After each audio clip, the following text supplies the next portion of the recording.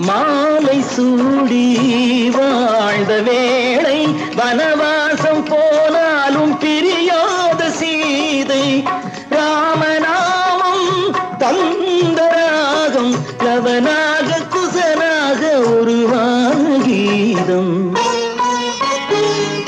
மாமன் என்று சொல்ல ஓர் அண்ணன் இல்லை அங்கே, அந்த அண்ணன் உண்டு இங்கே அள்ளி வழங்க. மல்லிகை முல்லை பொன்மொழி கிள்ளை அன்பு போல் எல்லை